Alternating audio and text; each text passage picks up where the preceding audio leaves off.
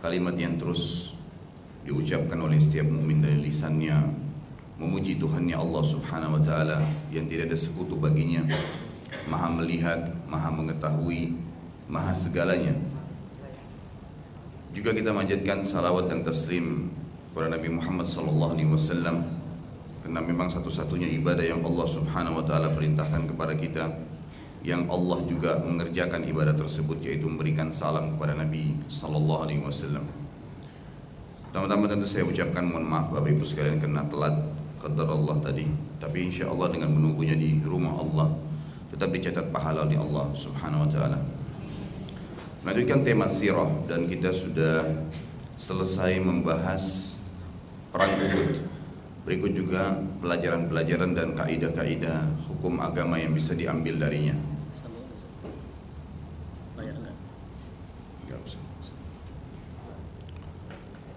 Kita akan masuk ke rentetan kejadian setelah perang Uhud, dan sudah saya jelaskan ada Hamrat Asad, ada peperangan yang terjadi setelah Uhud, tetapi pada saat itu Nabi SAW menunggu di wilayah Hamrat Asad, dan orang-orang Quraisy tidak berani untuk menemui Nabi SAW.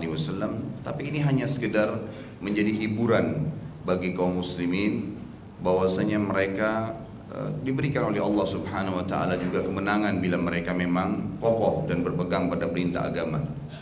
Hanya saja di Jazirah Arab, Bapak Ibu sekalian, waktu itu tersebar berita yang lebih banyak ditangkap oleh orang-orang adalah kaum muslimin kalah.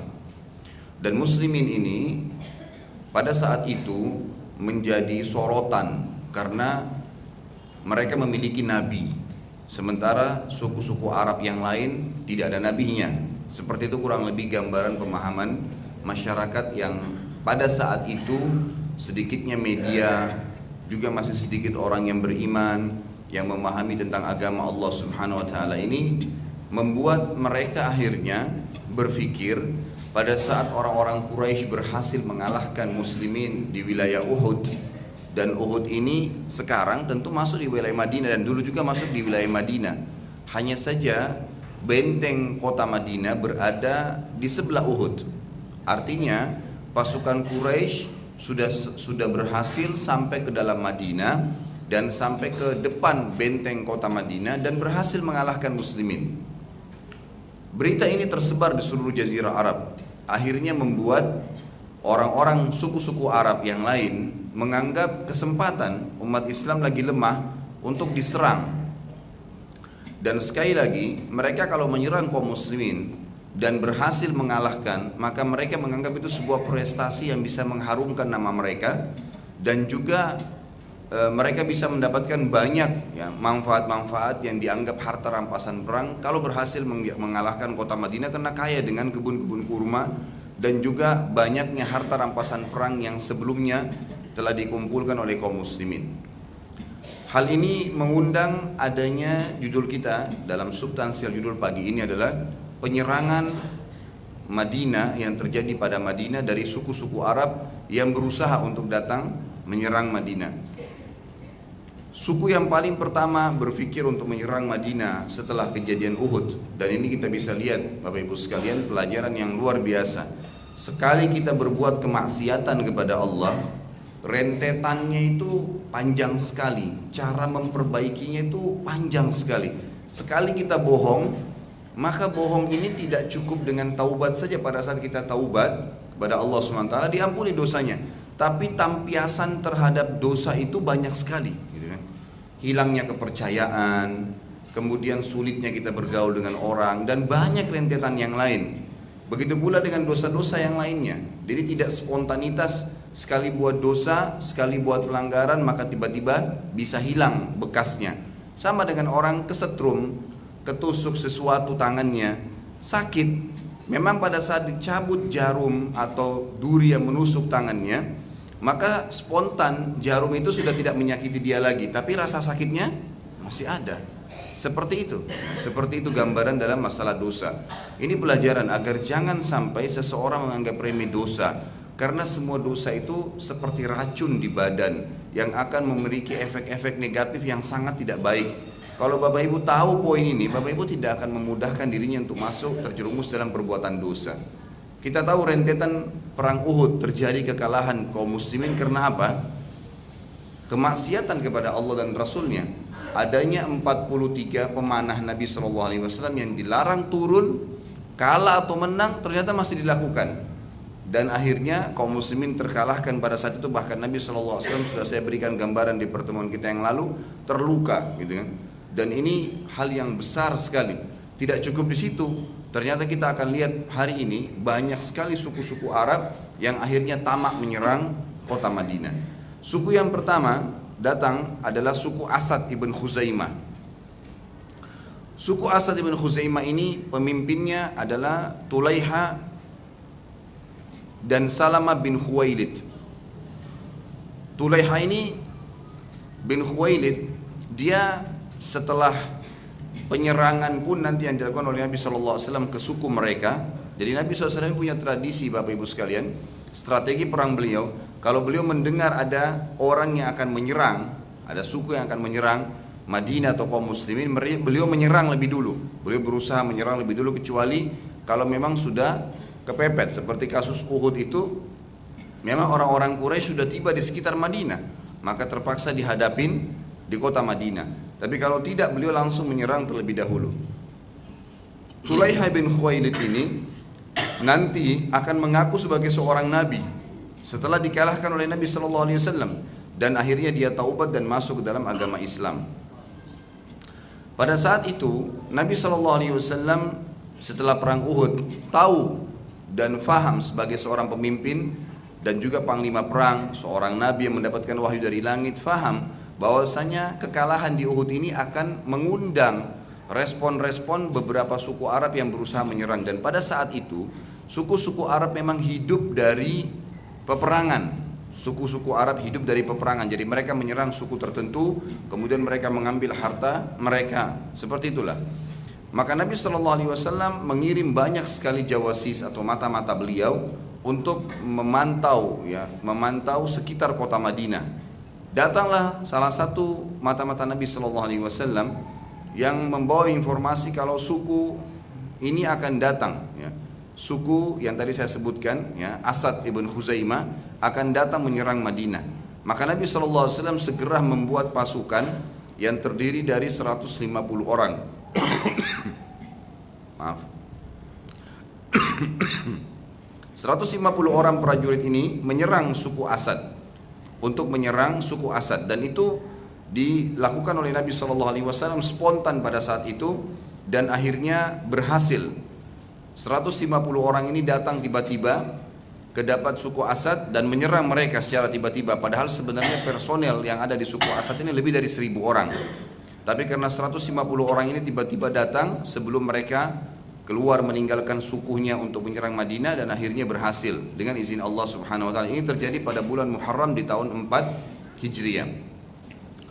Uhud, ya, setelah kasus Uhud kurang lebih 3 bulan Nabi SAW tidak mengutus pasukan. Ya, setelah Uhud 3 bulan Nabi SAW, atau 2 bulan lebih itu Nabi SAW tidak mengutus pasukan, memulihkan kembali kekuatan muslimin dan kepercayaan mereka. Barulah pada saat terdengar ada suku Asad mau menyerang, Nabi SAW membentuk pasukan di bulan Muharram tahun 4 Hijriah. Dan ini gagal karena memang Abu Salamah, ya, radhiyallahu anhu, sahabat Nabi yang mulia, ada riwayatnya yang mengatakan Abu Talhah, 2 orang sahabat ini yang diselisihkan oleh para ulama, memimpin 150 pasukan tadi, langsung segera menyerang Bani Asad dan berhasil mengalahkan mereka. Setelah pulang dari peperangan tersebut, Abu Talha atau Abu Salamah, ada 2 riwayat yang menyebutkan ini, meninggal dunia dan mati syahid karena memang ada luka yang berat yang mereka, ya, atau yang dia rasakan pada saat di perang Uhud. Tentu lebih kuat pendapat sebenarnya Abu Talha.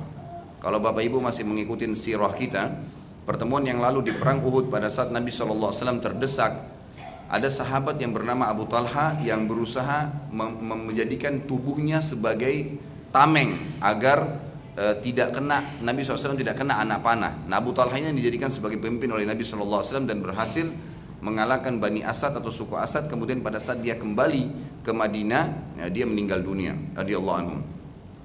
Suku yang kedua Bapak Ibu sekalian yang berusaha menyerang Madinah adalah suku Huzail. Setelah perang Uhud, ya, tepatnya tadi bulan Muharram tahun 4 Hijriah, datanglah kepada Nabi SAW ada dua suku Arab. Yang pertama Adal dan yang kedua Qara. Dua suku Arab ini Adal dan Qara. Adal dan Qara ini dua suku meminta agar Nabi SAW mengirim kepada mereka beberapa sahabat yang menghafal Al-Quran, untuk mengajarkan mereka Islam. Ya, untuk mengajarkan mereka Islam. Jadi mereka belum masuk Islam, tapi kebetulan dua suku ini bukan semuanya suku ya. Kalau dibahasakan telah datang kepada Nabi SAW dua suku Arab, artinya sebagian dari mereka, utusan mereka yang datang kepada Nabi SAW, tapi tidak disebutkan berapa jumlahnya, yang mengatakan, wahai Muhammad, kami akan beriman dan mengikuti risalahmu, tapi utuslah kepada kami beberapa temanmu, sahabatmu yang bisa mengajarkan kami tentang Islam. Maka Nabi SAW pun mengirim kepada mereka 6 orang sahabat yang terkenal. Asim ibn Thabit bin Abi al-Aqla. Ini sahabat Nabi yang mulia, nanti akan saya jelaskan, mengingatkan kembali Bapak Ibu kisahnya pada saat terjadi perang Uhud ya. Beliau yang sempat membunuh 2 orang dari 6 orang Bani Abdiddar yang memegang bendera orang-orang Quraisy, yang akhirnya ada seorang wanita bernama Sulafah. Sulafah ini melihat 6 orang saudaranya mati di dekat panji atau bendera orang-orang Quraisy, dan dia lihat ada Asim di situ. Maka dia sempat mengangkat suara berkata, wahai orang-orang Quraisy, siapa yang bisa mendatangkan batok kepalanya Asim, gitu kan? Maka saya bersihkan, kemudian saya minum khamar di situ. Setelah itu saya akan isi batok kepala itu dengan emas sepenuh batok itu, lalu saya hadiahkan kepada orang yang mendatangkan batok kepalanya. Seorang wanita yang bernama Sulafa pada saat itu berkata itu.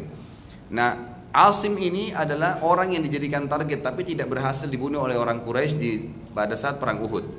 Nah, di kasus suku Huzail ini, Nabi SAW mengutus untuk 2 suku Arab tadi, Adal dan Qara ini. Salah satu dari 6 sahabat adalah Asim bin Thabit yang tadi punya kasus dengan Sulafa. Kemudian Marsad bin Marsad al-Ganawi yang kedua. Yang ketiga Khalid bin al-Bukair. Yang keempat Khubayb ibn Adi. Yang kelima Zaid ibn Ad-Dathinna. Dan Abdullah yang keenam Abdullah ibn Tariq. Tentu kalau Bapak Ibu yang tidak sempat nulis nama-nama ini bisa diikuti nanti di YouTube atau di web masjid kita ini ada. Pada saat tiba di pemukiman suku Huzail. Suku Huzail ini kalau kita review kembali yang ikut dari awal sirah, waktu awal sekali saya menceritakan tentang bagaimana masuknya agama Yahudi di Jazirah Arab. Ada seorang raja dari Yaman yang bernama Tabban As'ad yang akhirnya masuk agama Yahudi dari Madinah, kemudian dia masuk ke Mekah dan dia berusaha untuk mau menghancurkan Mekah, gitu kan? Pada saat itu dia mau menghancurkan Ka'bah karena ada suku Huzail namanya, suku yang tinggal di sekitar Mekah.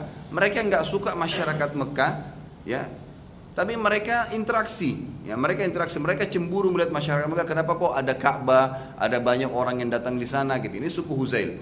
Suku ini terkenal dengan kemunafikannya, gitu kan? Terkenal dengan kemunafikannya. Maka pada saat itu mereka sempat datang kepada Tabban As'ad dan berkata, wahai raja, apakah kamu mau mendapatkan banyak harta tanpa peperangan? Kata Tabban, tentu saja. Dia bilang di dalam kota ini di Mekah ada sebuah rumah yang masyarakatnya menghormatinya dan di bawahnya penuh dengan emas. Dan memang pada saat itu orang-orang Quraisy yang menghormati Ka'bah, mereka seringkali mengumpulkan harta sampai membentuk emas yang besar, baik itu berbentuk hewan atau berbentuk apa saja, kemudian ditanam di bawah Ka'bah sebagai bentuk penghormatan.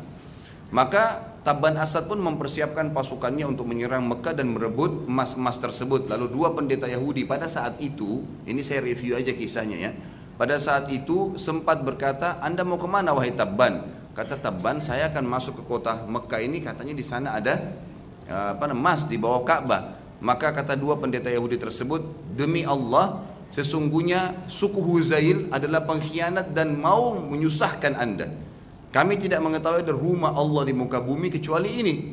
Maka kalau kau ingin menyerangnya, kau akan dihancurkan oleh Allah.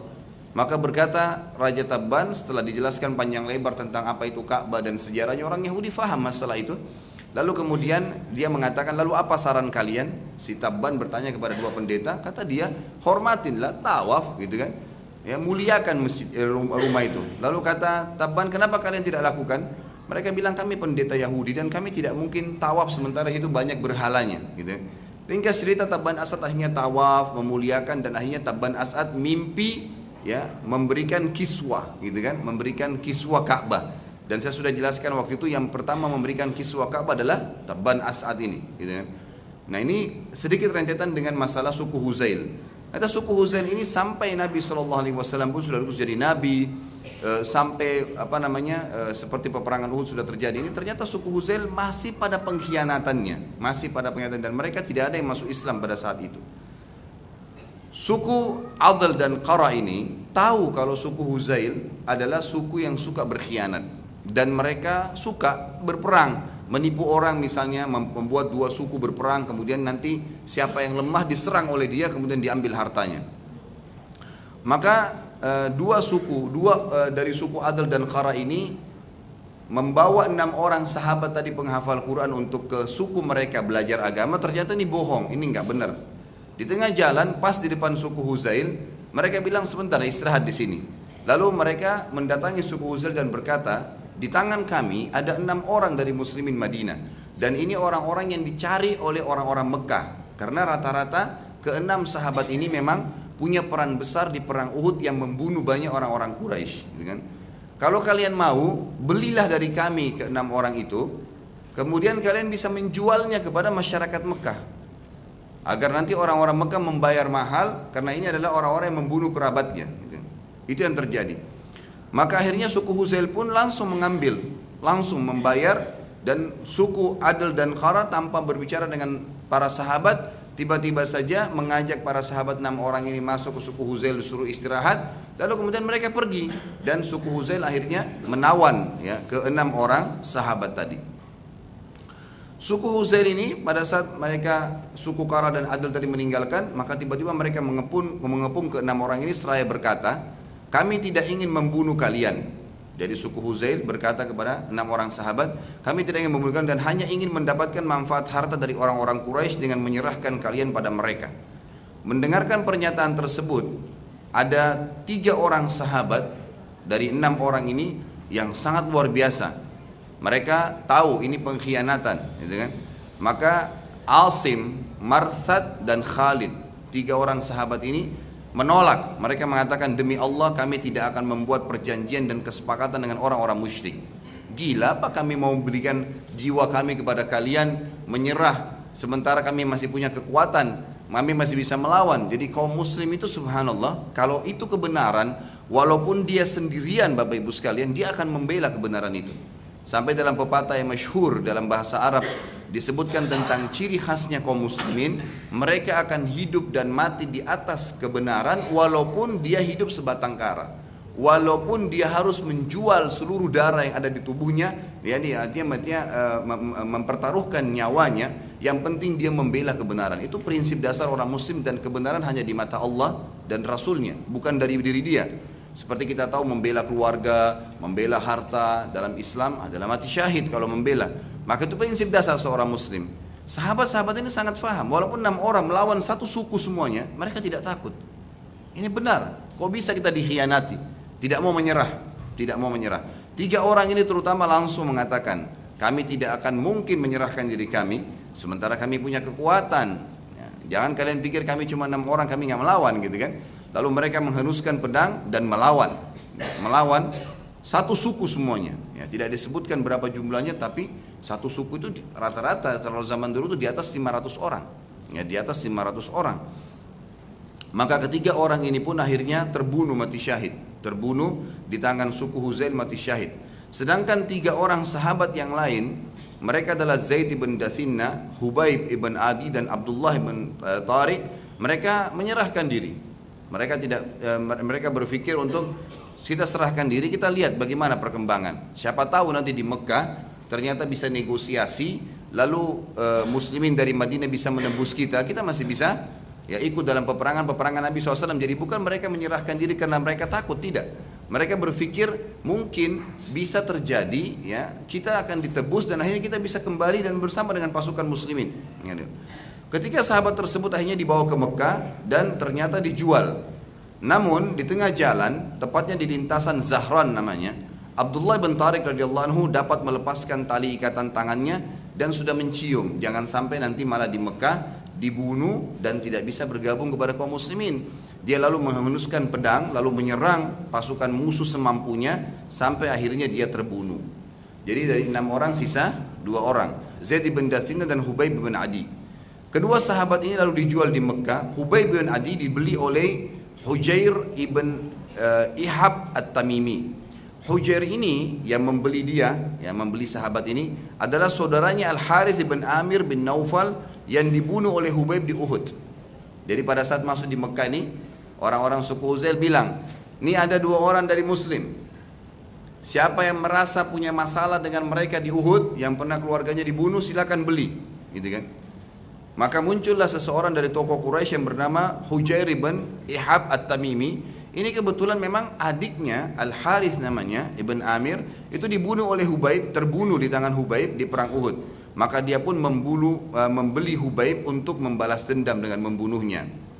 Sementara Zaid bin Dathina dibeli oleh Safwan bin Umayyah bin Khalaf. Kalau Bapak Ibu masih ingat, kita punya kisah dulu Umayyah bin Khalaf ya, yang terbunuh di tangan Bilal di perang di perang Badar, gitu kan, di perang Badar. Safwan ini di perang Uhud dia tidak sempat membunuh satupun muslim. Maka dia masih merasa dendam kenapa di perang Badar ayahnya terbunuh oleh muslimin, maka dia sengaja beli orang ini hanya untuk balas dendam, membunuh gitu. Maka yang terjadi akhirnya kedua sahabat tersebut dibeli dan akhirnya dibunuh, ya, keduanya dibunuh. Ada sebuah kejadian kecil di sini. Tadi yang saya bilang Asim radhiyallahu anhu, ini sedikit kita fokus ke kisahnya karena ada sedikit tambahan kejadian di sini yang merupakan karamah. Karamah ini kelebihan yang Allah berikan kepada orang-orang saleh yang beriman kepada Allah dan Rasulnya dan mengamalkan ilmu agama itu, gitu kan? Kalau para nabi punya mukjizat. Asim radhiyallahu anhu pada saat dibunuh oleh suku Huzail, maka mereka berpikir untuk menyerahkan kepalanya Asim ini kepada Sulafa. Tadi Sulafa perempuan yang bersumpah mau minum dari batok kepalanya khamar lalu mengisi dengan emas. Maka mereka berpikir untuk memotong kepala Asim, dan memang mereka dalam kisah ini sebenarnya sudah memotong kepala Asim karena membunuhnya. Lalu niatnya mereka ingin membawa kepala Asim menuju ke Mekah dan dijual ke Sulafa. Dalam riwayat yang sahih disebutkan bahwasanya kepala Asim ini pada saat mereka ingin membawanya ke Mekah dikerumuni oleh lebah yang sangat banyak, dan setiap kali ada suku Huzail yang ingin menyentuh kepalanya untuk dibawa ke Mekah diserang oleh lebah-lebah tersebut, jadi tidak bisa. Dan setiap kali mereka bilang tunggu sebentar mungkin lebahnya pergi, enggak, tetap aja lebahnya di situ.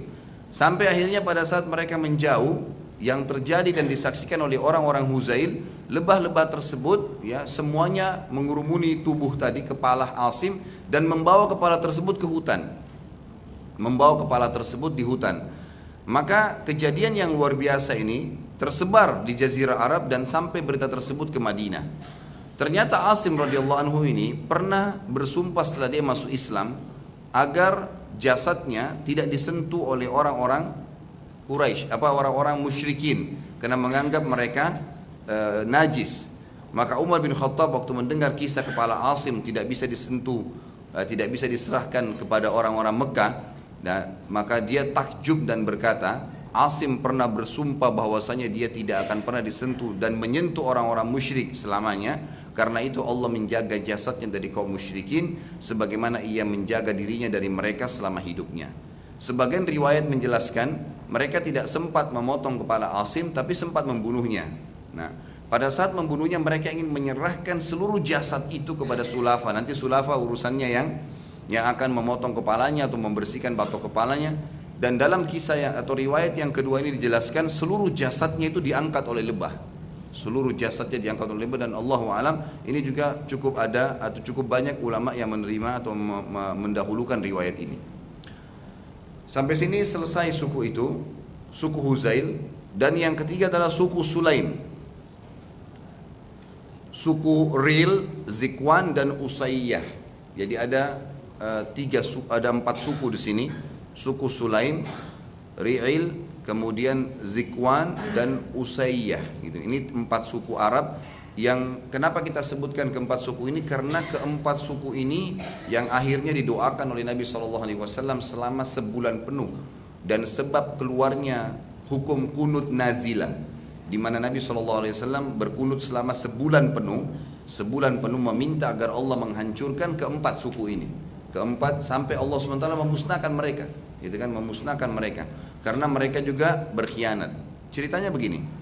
Telah datang ke kota Madinah seseorang yang bernama Amir bin Malik bin Ja'far. Ini pimpinan suku Amir bin Sa'sa'ah. Datang ke Madinah, kemudian dia mendengar bahwasanya Nabi SAW seorang nabi, seorang raja, gitu kan. Lalu dia datang umumnya ya untuk memberikan hadiah kepada Nabi SAW. Kata Nabi SAW, saya tidak menerima hadiah dari orang musyrik kecuali bila engkau masuk Islam. Allahu alam jemaah sekalian, dari riwayat ini, dan ini riwayat sahih, para ulama menyimpulkan tidak bolehnya seorang muslim mengambil hadiah dari orang musyrik ya. Karena memang ternyata saling memberikan hadiah dengan orang-orang musyrik ini, artinya menerima dari mereka, ini membuka banyak pintu-pintu, akhirnya hati seorang muslim lunak untuk membenarkan beberapa perilaku mereka, padahal sebenarnya mereka dalam keadaan salah. Tapi kita memberikan ke mereka dianjurkan. Nabi SAW seringkali memberikan hadiah orang musyrik dan orang-orang kafir, dan akhirnya membuat mereka masuk Islam. Tapi tidak terjadi hal yang sebaliknya. Terlebih lagi kalau sifatnya itu adalah makanan yang mungkin bisa ada hal-hal yang haram. Kalaupun selain makanan, dikhawatirkan dari pendapatan-pendapatan yang haram, mungkin dari berhala, mungkin dari khamar, mungkin dari judi, kita tidak tahu. Dan akhirnya kita memasukkan ke dalam tubuh kita sesuatu yang haram. Nabi SAW mengatakan, saya tidak menerima hadiah dari orang musyrik kecuali kalau kau masuk Islam. Lalu Nabi SAW menawarkan kepadanya tentang Islam panjang lebar, tentang fadilah apa yang dia dapatkan kalau seandainya dia masuk Islam. Tapi setelah panjang lebar pun Amir tetap menolak dan berkata kalimat, ajaran anda bagus wahai Muhammad, dan aku fikir baik kalau seandainya anda mengutus utusan untuk menyebarkan agama ini di wilayah kekuasaanku, di wilayah Najd. Nabi SAW masih ingat tragedi 6 orang, baru sampai beritanya, gitu kan? 6 orang dibunuh dan pengkhianatan suku Huzail, dan juga tadi 2 suku Adl dan Qara itu. Maka Nabi SAW mengatakan, aku khawatir mereka berkhianat, mungkin mereka hanya tidak belajar Islam, malah mereka membunuh sahabat-sahabatku. Kata si Amir, aku menjadi penjaminnya. Kata Nabi SAW, baiklah kalau begitu. Lalu Nabi SAW mengutus, karena suku Sa'sa ini, Amir bin Sa'sa suku yang besar. Di bawah suku ini ada 100.000 orang. 100.000 orang di bawah suku Sa'sa, sangat besar. Maka Nabi SAW karena pikir besar sukunya, dan ini kepala sukunya yang jamin akan menyebarkan Islam, beliau mengutus bukan cuma 6 orang, tapi beliau mengutus 70 orang. Dan 70 orang ini semua penghafal Quran. Semua penghafal Quran, sahabat-sahabat yang mulia. Karena Amir ini memberikan jaminan, dan sudah menjadi tradisi pada saat itu, kalau kepala suku yang memberikan jaminan walaupun dia jahat, dia tidak akan berkhianat, karena nanti akan dikenang sukunya ini sepanjang masa pengkhianat, gitu kan.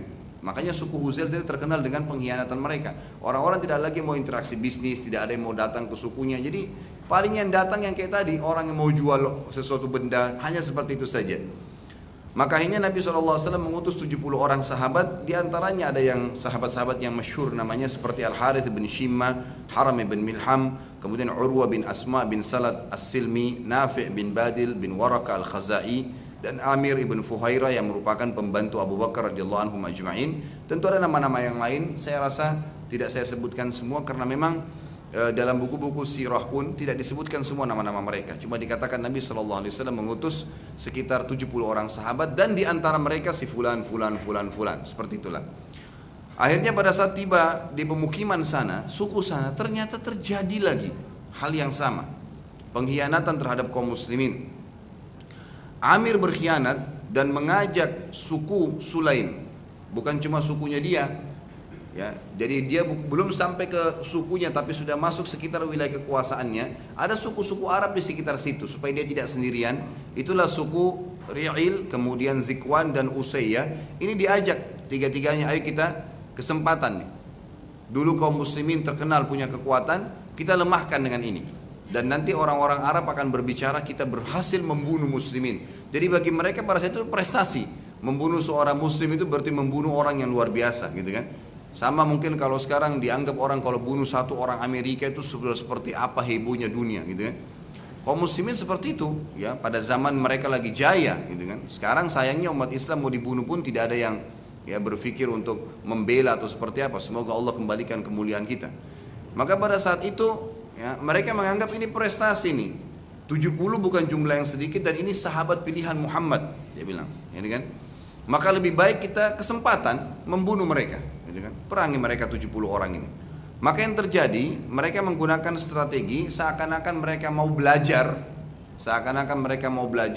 berkumpullah 70 orang itu di suatu tempat, ya seperti kalau tamu gimana sih, disiapin tempat rumah gitu kan, kesannya seperti itu. Pada saat sahabat merasa aman, mereka tidak menghembuskan pedang-pedang mereka, bahkan mereka menggantungkan pedang-pedang mereka di tempat yang sudah dikasih, gitu kan, karena niat pikirannya pasti akan mengajar, disambut dengan baik kok. Ternyata di malam hari mereka berkhianat dan mereka menyerang ya sahabat-sahabat tersebut dan akhirnya terbunuh sekitar 69 orang. Semuanya dibunuh. Karena malam hari tiba-tiba pedang-pedang lagi diletakkan gitu kan. Yang terjadi 69 orang semuanya terbunuh pada saat itu dan tempat itu dikenal dengan Bir Ma'unah. Jadi ada kalau buku-buku sejarah Bapak Ibu baca, ini kejadian setelah Uhud ada kisah, biasanya ahli sejarah menulis kisah tentang Bir Ma'unah. Ya, Bir ini sumur sebenarnya ya. Ma'unah itu nama sebuah tempat. Zaman dulu itu orang Arab cuma kenal kalau ada mata air dikenal istilah dengan mata air itu. Di situ ada kebetulan sumur mata air maka dinamakan Ma'unah. Dan ada satu sahabat yang bernama Amir ibn Umayyah ad-Damiri radhiyallahu anhu, ini berhasil lari. Berhasil keluar, lari, kemudian dia kembali ke Madinah. Tentu suku ini sangat jauh dari Madinah, gitu kan? Suku ini sangat jauh, berada di wilayah Najd, wilayah di utara Jazirah Arab, jauh sekali. Ya, ini kalau kita hitung sekarang bisa 1000 km. Untuk menempuh ini bisa butuh sepekan. Ya, zaman dulu 7 hari 7 malam sampai 8 hari baru bisa menempuh jarak 1000 km. Karena jarak Madinah Mekah saja yang 400 km itu mereka tempuh 3 hari 3 malam, gitu kan? Jadi ini bisa sampai 7 sampai 8 malam. Pulanglah Amir radhiyallahu anhu ya, Ibn Umayyah ini gitu kan. Kemudian dia pada saat sementara mau pulang gitu kan. Mereka dua orang ini sempat sahabat ini sempat waktu sudah dekat Madinah menemui ada dua orang. Dua orang ini bernama Amir bin Malik dan juga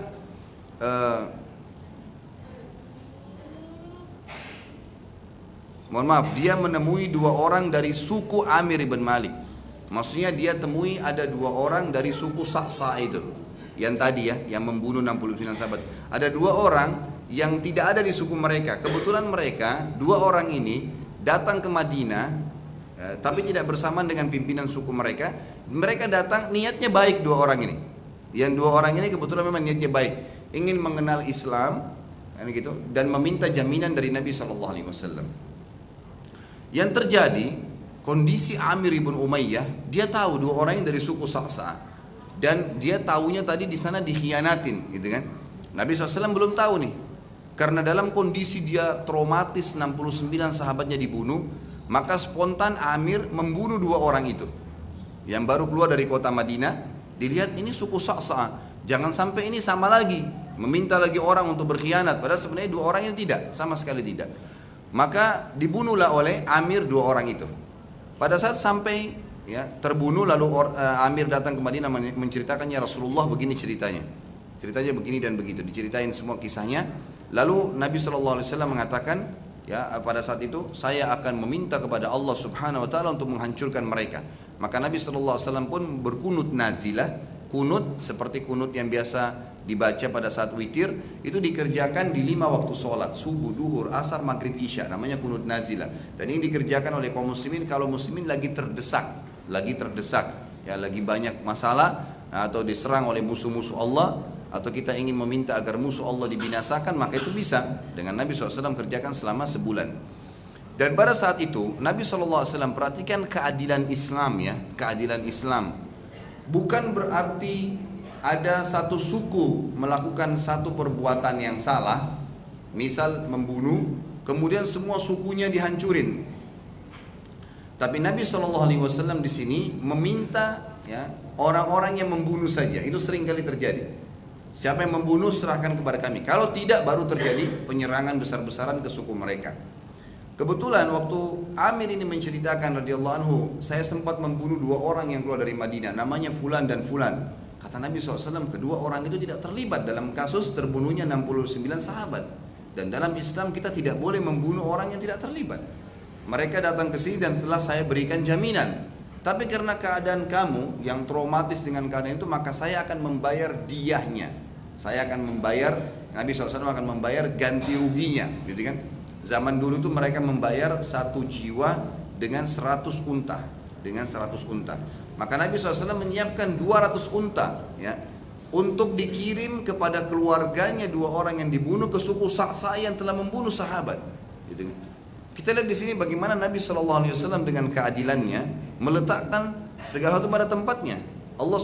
Nabi SAW mendoakan agar Allah membinasakan siapapun yang telah berpartisipasi dalam membunuh 69 sahabat, gitu kan? Dari suku-suku tadi yang saya sebutkan, tapi bukan sukunya yang Nabi SAW minta hancurkan. Jadi suku-suku ini masih ada, gitu kan? Sampai hari ini pun masih ada keturunan mereka dan banyak di antara mereka tentu sekarang sudah Muslim semua, gitu kan? Tapi yang terlibat punya ide ingin supaya atau terlibat langsung membunuh para sahabat, ini jelas dibinasakan Allah dan ini terkabulkan oleh Allah Subhanahu wa taala. Maka Nabi SAW waktu itu karena tahu suku ini cukup jauh dan bagaimana caranya untuk mengirim orang ke sana kaum muslimin sementara di sana sedang ada pembunuhan muslim. Ini akan sulit, gitu kan? Karena Nabi SAW juga akan meminta pembunuh dari 69 sahabat, gitu kan? Waktu itu Nabi SAW sempat mendatangi namanya suku Nadir. Suku Nadir ini jemaah sekalian adalah suku Yahudi di Madinah. Suku Yahudi di Madinah, suku Nadir ini punya hubungan baik dengan suku tadi Sa'sa itu, Amir bin Sa'sa. Hubungannya sangat baik. Biasanya mereka punya kesepakatan, kayak sekarang mungkin kesepakatan antara negara, kerjasama, tidak ada peperangan, ya, saling berbagi ekonomi dan seterusnya, budaya, ini semua terjadi. Maka suku Nadir ini punya hubungan yang sangat baik dengan Sa'sa. Karena Nabi SAW tidak bisa spontan langsung ke sana, maka Nabi SAW mendatangi suku Nadir. Beliau pada saat itu mendatangi suku Nadir ini, benteng mereka di Madinah, dengan memajak beberapa orang sahabat, diantaranya yang masyhur 3 orang, Abu Bakar, Umar dan Ali radhiyallahu anhum ajma'in. Diajaklah ke sana. Lalu Nabi SAW bernegosiasi mengatakan, telah terjadi begini dan begitu kepada kaum muslimin, maka kami akan meminta melalui kalian, ya, ke pembunuh ke-69 teman-teman kami itu, sahabat-sahabat kami, dan kami akan membayar dia 2 orang yang dibunuh secara salah oleh Amir. Jadi tolong sampaikan kepada mereka. Maka pada saat itu suku Nadir mengatakan, baiklah Muhammad, kami akan bantu kamu, gitu kan. Ternyata yang terjadi jemaah sekalian, suku Nadir kembali lagi. Kita bisa lihat di sini ya, banyaknya orang-orang yang memang dasarnya di zaman Nabi SAW, apalagi sekarang, yang tidak senang dengan kaum muslimin, gitu kan. Suku Nadir Yahudi ini ternyata pada saat itu mengatakan, baiklah, maka tunggulah sebentar hai Muhammad. Nabi SAW dengan Abu Bakar, Umar dan Ali radhiyallahu ajma'in lagi duduk di salah satu depan rumah penduduk, gitu kan, lagi nunggu di situ. Orang-orang Yahudi yang ada di situ mengatakan kepada teman pimpinan mereka, mengatakan kepada bawahannya, kalian tidak akan pernah mendapatkan kesempatan membunuh Muhammad lebih baik daripada sekarang. Karena Muhammad ini lagi ada di bawah rumah kita. Siapa yang naik ke atas rumah lalu menjatuhkan batu besar ke kepalanya, gitu kan? Maka ada satu orang yang datang dari orang Yahudi yang berkata, akulah yang akan melakukan. Ya, aku akan melakukan masalah itu. Dan kebetulan pada saat itu, mohon maaf saya lagi cari apakah memang saya sempat tulis namanya Yahudi itu. Ya, namanya dia Amr bin Jahash bin Ka'ab. Orang ini lalu berkata, saya akan lakukan itu. Dia pun akhirnya naik ke atas rumah secara diam-diam, membawa batu yang besar, dibantu oleh beberapa teman-temannya, dan dia sendiri yang mau melakukannya. Karena dengan dia melakukan, dia tahu kaum muslimin kalau ada yang membunuh berarti cuma orang itu yang dihukum, tidak semuanya gitu kan. Seperti itu. Pada saat dia niat atau baru akan niat menjatuhkan batu tersebut di atas Nabi SAW, dan pada saat itu rumah mereka tidak tinggi ya. Rumah mereka itu sekitar 10 sampai 20 kaki saja, ya 20 kaki ya. Jadi tidak tinggi, mungkin sekitar 5 meter ya. Rumah mereka itu sudah dari atapnya sudah bisa dibuang batu itu. Tapi Nabi SAW adalah seorang nabi, beliau mendapatkan wahyu bahwasanya suku Nadir niatnya seperti ini. Nabi SAW berkata kepada para sahabat, saya punya hajat. Lalu beliau pun berdiri supaya orang Yahudi tidak curiga. Beliau berdiri keluar, gitu kan. Orang yang tadi mau melempar batu di Amr bin Jahash ini, dia melihat Nabi SAW pergi dan dia lihat sahabatnya tetap ada. Berarti Nabi ini nggak tahu, mungkin cuma pergi ada hajat, kemudian akan kembali. Dia tunggu di atas rumah itu. Abu Bakar, Umar dan Ali pun radhiyallahu anhum lagi menunggu. Nabi SAW pergi. Ternyata Nabi SAW ini bukan pergi kemana-mana, tapi pulang ke Madinah. Ya, maksudnya masuk ke benteng kaum muslimin. Setelah menunggu lama, Abu Bakar, Umar dan Ali radhiyallahu anhum menunggu lama, lalu mereka bilang Nabi SAW tidak kembali. Di sini perlu digarisbawahi juga, zaman dulu Bapak Ibu sekalian tidak ada WC, mohon maaf, di rumah. Maka orang kalau punya hajat itu biasanya pergi ke padang pasir, memang sudah gitu kan? Jadi mereka mengira Nabi SAW ini pergi ke ada hajatnya di padang pasir gitu. Ternyata enggak. Kena lama nunggu, mereka nyari di sekitar perempuan Yahudi tidak ada. Lalu ketiga orang ini pulang ke Madinah, dan pada saat tiba di Madinah mereka temukan Nabi SAW sedang menyiapkan pasukan, gitu kan. Lalu berkatalah ketiga sahabat ini, ya Rasulullah, ada apa? Kenapa kok tiba-tiba Anda menyiapkan pasukan? Maka Nabi SAW menceritakan tentang niat buruknya Bani Nadir. Nah, pada saat itu Nabi SAW membentuk pasukan dan menyuruh ketiga sahabat ini ikut, lalu kemudian pergi dan mengepung benteng orang-orang Yahudi tadi, mengepung mereka ya dari semua sisi bentengnya. Dan Nabi SAW hanya meminta sebenarnya siapa yang punya ide awalnya mau membunuh itu yang akan dihukum, gitu kan? Itu yang akan dihukum. Tapi Bani Nadir menolak. Mereka malah menunjukkan kesombongan, mereka tutup pintu gerbangnya, mereka mengatakan, wahai Muhammad, apakah kau mampu mengalahkan kami? Ditantang-tantang Nabi SAW. Lalu di atas benteng mereka itu mereka perlihatkan prajurit-prajurit yang menggunakan baju perang dan segalanya. Kebetulan di depan benteng-benteng Bani Nadir ini banyak kebun-kebun kurma mereka, gitu kan? Dan kebun kurma ini merupakan penghasilan utama suku Nadir. Dari mereka ambil, mereka makan dan mereka jual, itu pendapatan utama. Maka Nabi SAW mendapatkan perintah dari Allah untuk memusnahkan pendapatan mereka itu. Maka Nabi SAW menyuruh para sahabat menebang pohon-pohon kurma tersebut, lalu setelah ditebang supaya tidak tumbuh lagi dibakar. Orang-orang Nadir mengatakan dari atas, wahai Muhammad, kenapa kau bakar pohon? Bukankah kau sering perintahkan sahabat-sahabat untuk tidak membakar pohon? Karena memang perintah Nabi SAW kan, tidak boleh bunuh perempuan, nggak boleh bunuh orang tua kalau ngirim pasukan jihad ya, nggak boleh bunuh orang menyerang, nggak boleh bunuh anak-anak, nggak boleh merusak dan membakar tumbuh-tumbuhan, tidak boleh membunuh hewan-hewan, tidak boleh merusak fasilitas umum, dan tidak boleh merusak tempat ibadah. Tapi di sini nanti akan kita jelaskan dalam ayat Al-Quran, kalau dalam peperangan dilihat ada maslahat dalam masalah itu, maka dibolehkan kalau ada maslahat. Nanti kita akan bacakan ayatnya bagaimana Allah menjelaskan tentang hukum tersebut. Jadi kalau pimpinan perang mengetahui bahwasanya ada maslahatnya, kalau sumber itu ditutup, misalnya ada air yang mengalir lalu ditutup sumber itu, sehingga memang musuh akhirnya terkalahkan, maka itu dibolehkan. Maka Nabi SAW pun akhirnya melakukan perbuatan tersebut, dan orang-orang tersebar sekarang di Madinah bahwasanya suku Nadir lagi dikepung oleh kaum muslimin. Ada pimpinan-pimpinan orang munafik seperti Abdullah bin Ubay bin Salul yang sudah masyhur namanya, kemudian Wadi'ah dan Malik bin Qawqal, juga Suwaid dan Dais. Ada 5 orang nama ini, orang-orang Yahudi, orang-orang munafik yang terkenal. Mereka mengirim surat ke benteng orang-orang Yahudi Nadir mengatakan, tidak usah kalian khawatir, kami akan mendukung kalian, gitu kan? Orang munafik biasa begitu ya.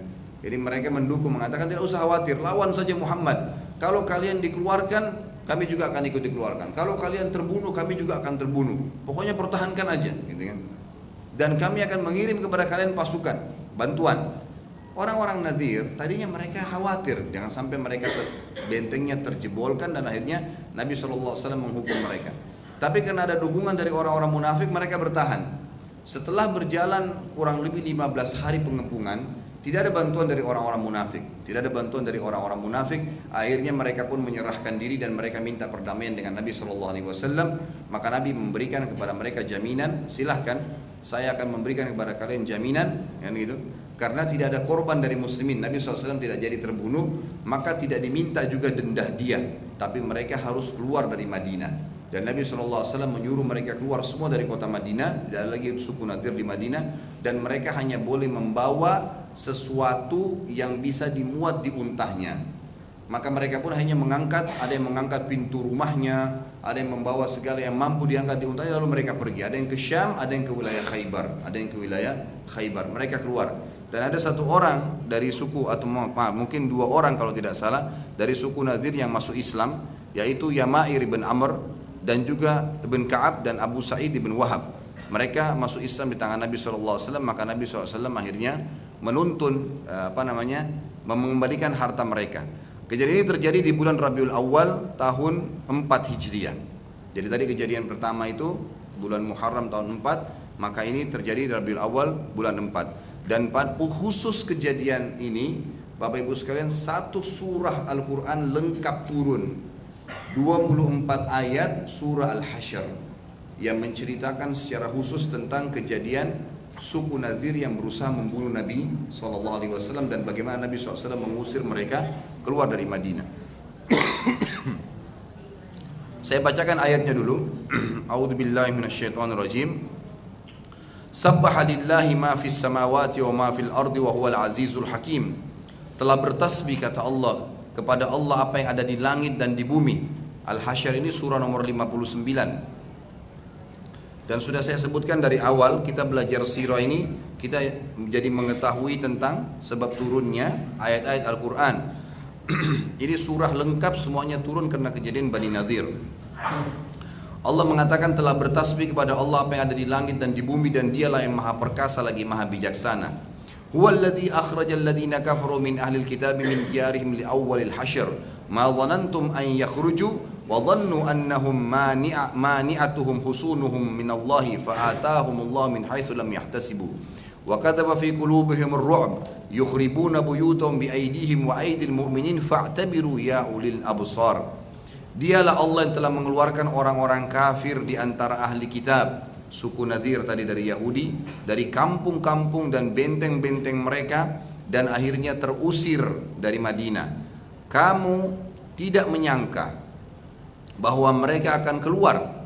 Pada saat itu sahabat memikirkan mereka tidak akan keluar karena benteng, setiap benteng di dalam kota, dari kota Madinah itu punya benteng, punya benteng yang besar, tembok yang besar. Di dalam Madinah ada benteng-benteng lagi, setiap suku punya benteng. Nah, orang Yahudi ini punya benteng, dan benteng itu cukup untuk bisa bertahan selama 40 hari nggak keluar. Ada makanan, ada minuman, ada peternakan di dalam. Mereka bisa tutup benteng dan musuhnya hanya kehabisan makanan dan akhirnya pulang, seperti itulah. Tapi para sahabat pada situ kata Allah Subhanahu wa taala, kalian tidak menyangka bahwasanya mereka akan keluar, dan mereka pun yakin bahwasanya benteng-benteng mereka dapat mempertahankan mereka dari siksa Allah. Maka Allah mendatangkan kepada mereka hukuman dari arah yang tidak mereka sangka-sangka, dan Allah masukkan ketakutan dalam hati mereka. Maka mereka merusak rumah-rumah mereka dengan tangan mereka sendiri dan tangan orang-orang yang beriman. Maka ambillah kejadian itu untuk menjadi pelajaran hai orang-orang yang berakal. Jadi di sini kita bisa lihat bagaimana Allah SWT mengajak bicara langsung orang-orang yang beriman dengan ayat-ayatnya. Ayat yang ketiga, walaula an kataballahu alaihimul jalaa la'adzabahum fid dunya walahum fil akhirati adzabun nar. Dan jika tidaklah karena Allah telah menetapkan pengusiran bagi mereka, artinya kalau bukan pengusiran yang Allah kasih, benar-benar Allah akan mengazab mereka di dunia, tetap akan mereka mati terbunuh nanti, dan juga bagi mereka azab di akhirat. Dzalika bi annahum syaqullaha wa rasulah, ayat keempat, wa man yushaqillaha fa innallaha syadidul iqab. Yang demikian itu adalah karena sungguhnya mereka menentang Allah dan Rasulnya. Barang siapa yang menentang Allah dan Rasulnya, maka sungguhnya Allah sangat keras siksaannya. Kemudian Allah mengatakan di ayat selanjutnya, ayat 5, ma qata'tum min linatin aw taraktumuha qa'imatan ala usuliha fa bi'idnillahi wal yukhziyal fasiqin.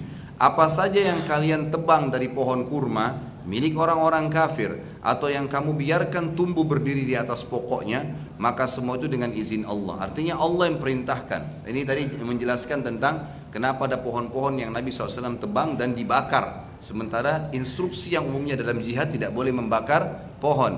Di sini dikatakan Allah balas. Allah mengatakan membakar pohon kurma yang terjadi di suku Nadir dan menebangnya dilakukan oleh Nabi SAW adalah dengan izin Allah. Allah yang perintahkan itu.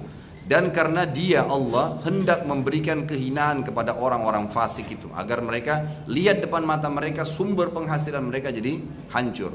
Di ayat ke-6, wa ma afa Allahu ala rasulihi minhum fama aujaftum alaihi min khairin wala rikabin walakinna Allah yusallitu rusulahu ala man yasha wallahu ala kulli syai'in qadir.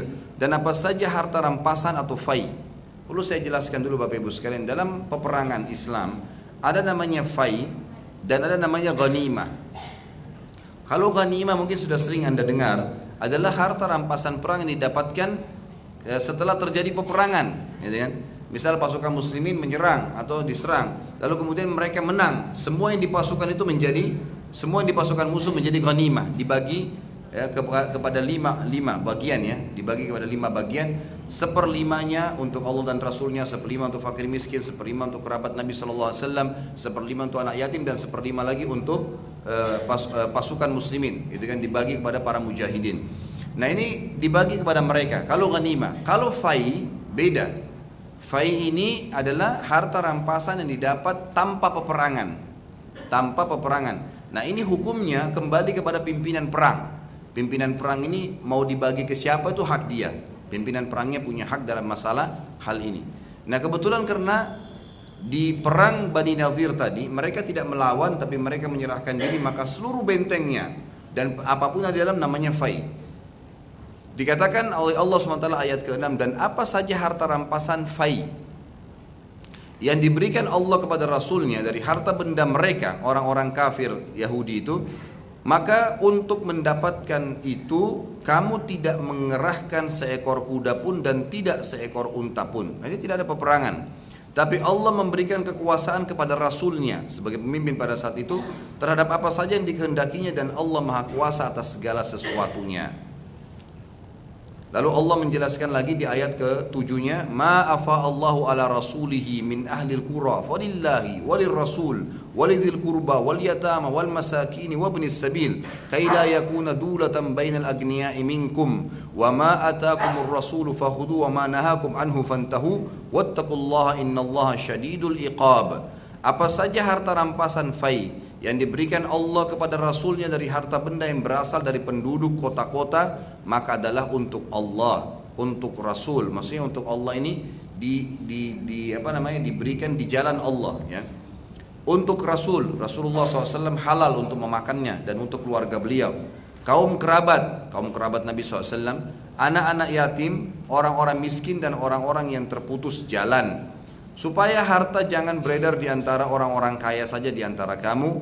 Apa yang diberikan Rasul kepadamu maka terimalah, dan apa yang dilarang bagimu maka tinggalkanlah. Dan bertakwalah kepada Allah, sungguhnya Allah amat keras hukumannya. Jadi nanti akan kita jelaskan kepada siapa saja Nabi SAW bagikan. Di ayat 8 Allah jelaskan, yang paling utama menerima fai dari peperangan atau penyerangan atau pengepungan suku Nadir adalah orang-orang miskin dari muhajirin yang pertama masuk Islam di Mekah.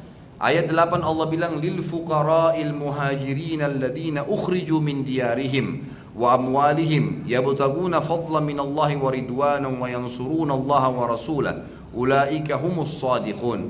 Juga bagi orang fakir yang berhijrah dari orang-orang muhajirin yang diusir dari kampung halaman mereka, maksudnya Mekah, dan dari harta benda mereka yang mereka miliki diambil oleh orang-orang Quraisy, karena tujuannya mereka tinggalkan itu semua, rumahnya, hartanya dan Mekah, karena ingin mencari karunia dari Allah dan keridhaannya, dan mereka menolong Allah dan Rasulnya. Mereka itulah orang-orang yang benar, yang paling layak untuk menerima harta rampasan fai tadi. Lalu dikatakan di ayat 9-nya, mohon maaf saya akan bacakan 24 ayatnya, jadi kalau pegang Quran bisa dilihat, karena memang ini sirah ini saya katakan dari awal sebab turunnya Al-Quran. Jadi Bapak Ibu kalau lagi baca Quran kebetulan terlintas surah ini Al-Hasyr 24 ayat. Dan ini termasuk surah yang sangat ringan untuk bisa dihafal ya. Karena cuma 24 ayat saja bisa dipakai dalam sholat dan Anda bisa renungin makna-maknanya. Jadi ayat surah Al-Hasyr ini kata sebagian ulama luar biasanya karena seperti Allah sedang betul-betul membicarakan tentang kejadian. Jadi mengajak bicara sahabat, ini begini, pada saat itu begini, pada saat itu begini. Jadi Allah sementara sedang berbicara langsung. Allah menceritakan tentang orang-orang Madinah. Jadi Bapak Ibu sekalian, fai yang didapat oleh Nabi SAW, Nabi SAW waktu itu ambil dibagikan kepada fuqara muhajirin untuk kebutuhan beliau juga sebagian, dan beliau hanya memberikan kepada orang Ansar 2 orang. Orang Ansar 2 orang dari asli Madinah. Karena umumnya orang-orang Ansar ini ya umumnya mereka punya perkebunan dan punya kemampuan. Maka Nabi SAW hanya memberikan orang yang miskin di antara mereka saja. Dan itu kebetulan yang ikut perang cuma 2 orang. Dikatakan dan orang-orang walladzina tabawwa'ud dara wal imana min qablihim yuhibbuna man hajara ilaihim wa la yajiduna fi sudurihim hajatan mimma utu wa yu'thiruna ala anfusihim walau kana bihim hasasa wa may yuqa syuhha nafsihi fa ulaika humul muflihun. Ternyata setelah Nabi SAW pun bagi fai kepada orang-orang muhajirin, semua muhajirin dikasih pada saat itu, yang miskin-miskinnya, tapi di antara orang Ansar tidak ada yang dikasih. Sebagian riwayat menjelaskan Nabi SAW membagikan rata kepada seluruh orang muhajirin yang dari Mekah. Walaupun ada yang orang kaya mereka juga diberikan fai tersebut, tapi orang-orang Ansar nggak dikasih kecuali 2 orang saja. Artinya satu kota Madinah ini penuh dengan orang tapi nggak dikasih. Sementara benteng suku Nadir ini punya banyak harta.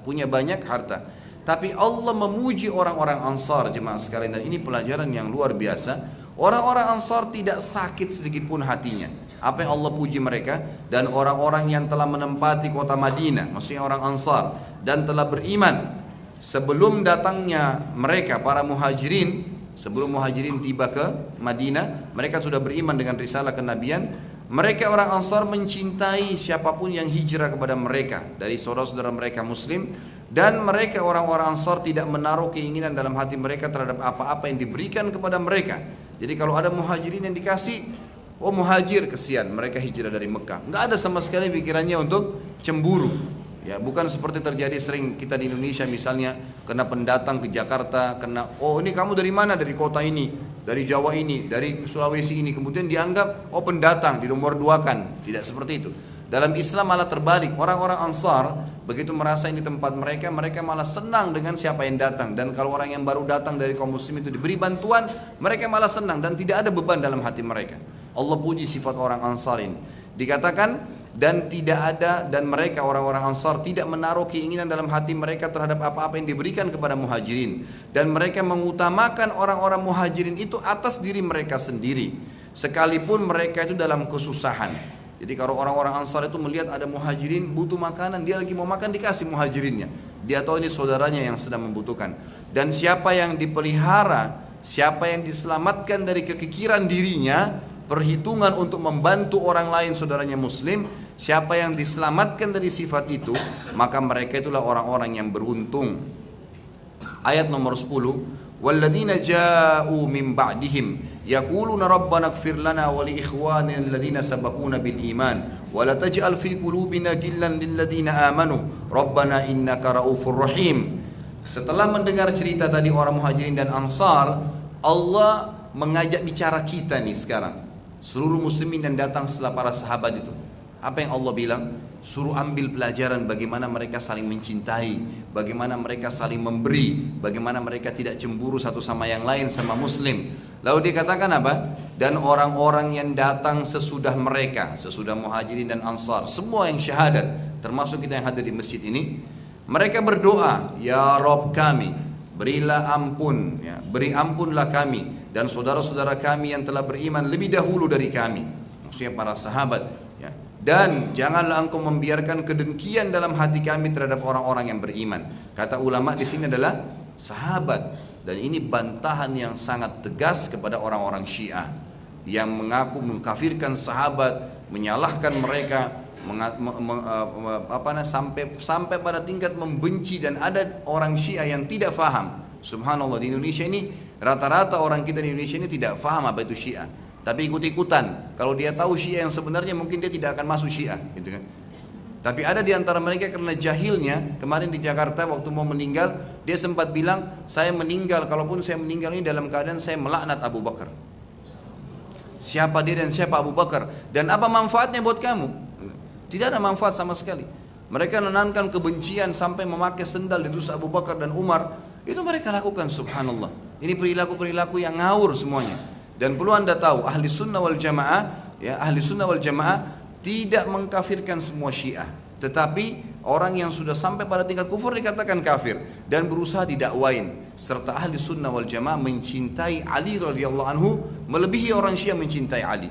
Karena kita selalu mengatakan radhiyallahu anhu dan kita tidak membedakan antara sahabat-sahabat dan masing-masing fadilah kita berikan kepada mereka. Tapi orang Syiah mengkafirkan ahli sunnah dan mereka menghalalkan darah kaum muslimin. Ini perlu kita sadari jemaah sekalian, dan mudah-mudahan pemerintah Indonesia ini menyadari tentang bahayanya Syiah di Indonesia. Sudah terjadi di Irak pada saat mereka merebut kekuasaan dan mereka membunuh Saddam karena menganggap Saddam adalah ahli sunnah dan selama ini memerangi mereka. Kemudian mereka membalik Irak itu menjadi wilayah Iran juga, wilayah Syiah.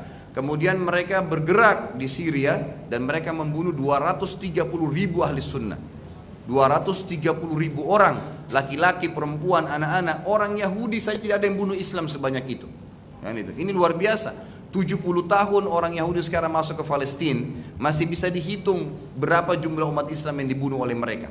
Tapi 3 tahun saja, ya, orang-orang Syiah masuk, bahkan 5 tahun di Irak, 3 tahun di, ya, sekarang masa pembantaian di Suriah itu, mereka membunuh, tidak ada orang yang membunuh umat Islam sejumlah itu. Luar biasa. Sekarang mereka masuk ke Yaman, kemudian mereka membuat lagi masalah di Yaman. Mereka menyebarkan isu dan ini sedang terjadi di Indonesia jemaah sekalian. Kalau kita nggak buka mata kita berbahaya.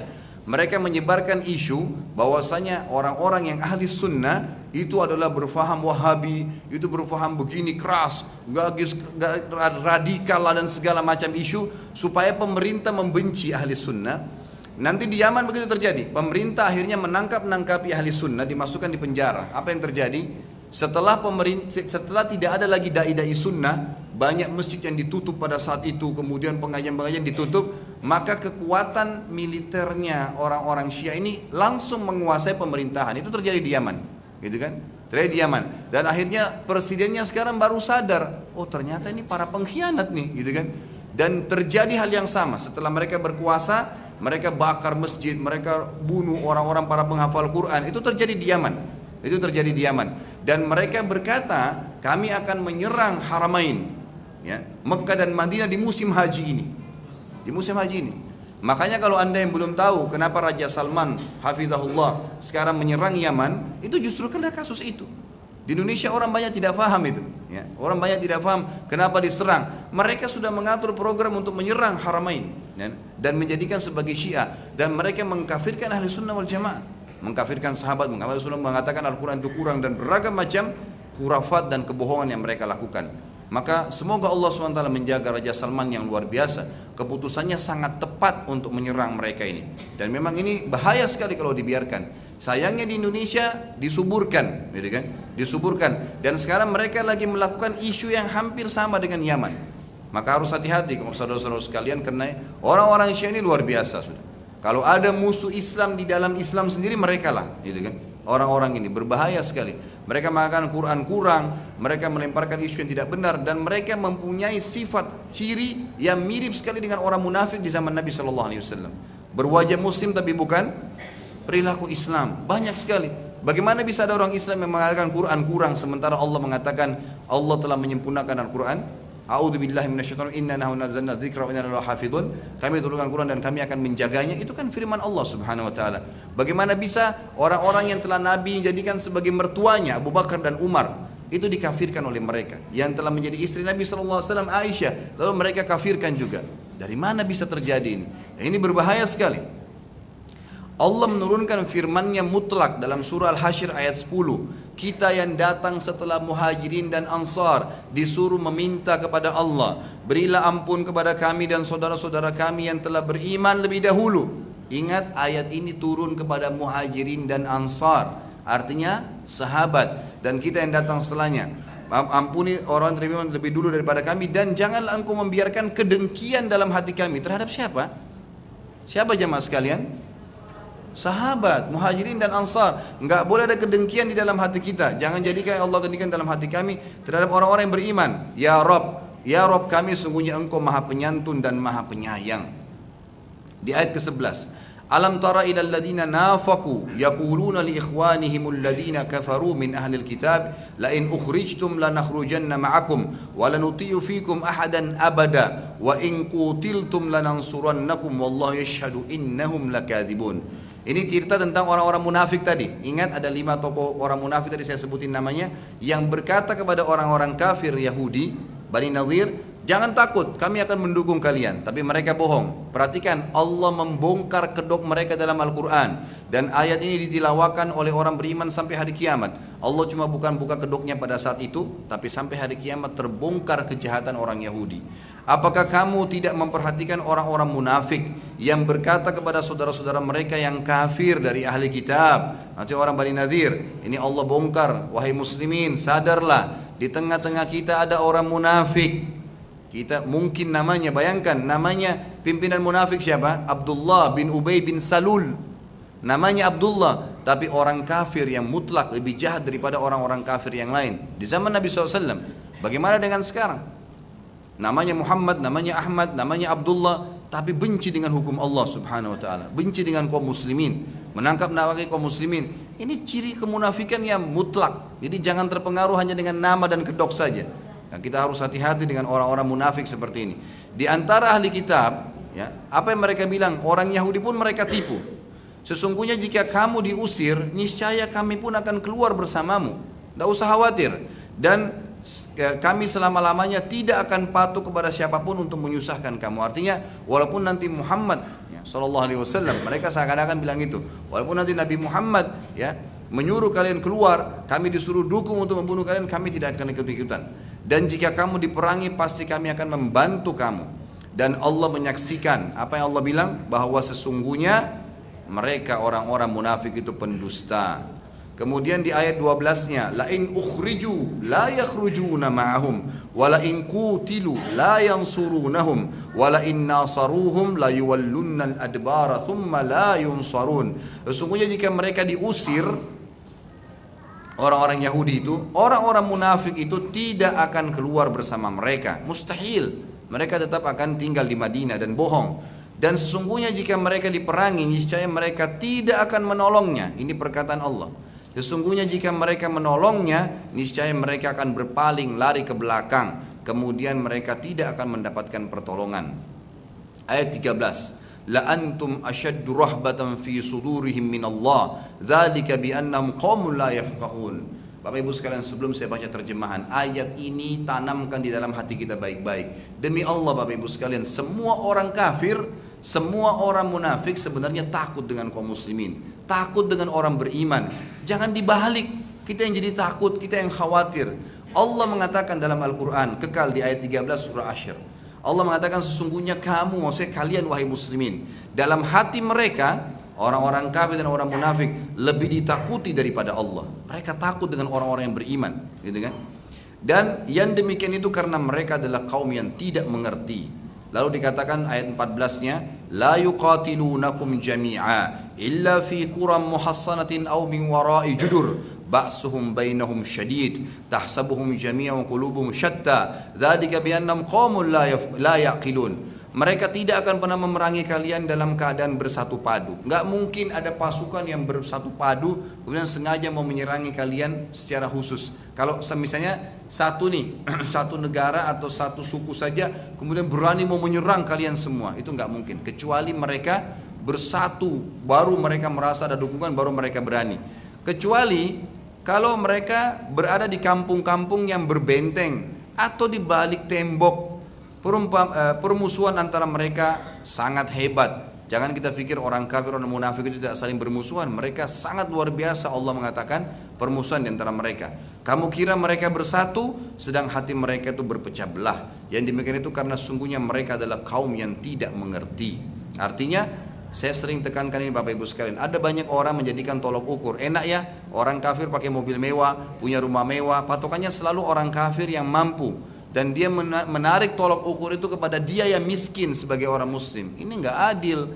Kalau mau lihat kebenaran Islam, apa yang Allah janjikan, orang kafir yang kaya pertemukan dengan orang muslim yang kaya, gitu kan? Anda pertemukan orang kafir yang setara dan sepadan dengan Anda akan temukan bagaimana kemuliaan hidup kita. Saya temukan di Singapura tuh hari saya naik taksi keliling Singapura, mungkin sekitar setengah jam. Yang bawa mobilnya itu orang non muslim. Saya tidak bicara, memang turunan Chinese tapi bukan itu bahasanya, cuma dia orang non muslim. Subhanallah, sepanjang jalan dia mengeluh.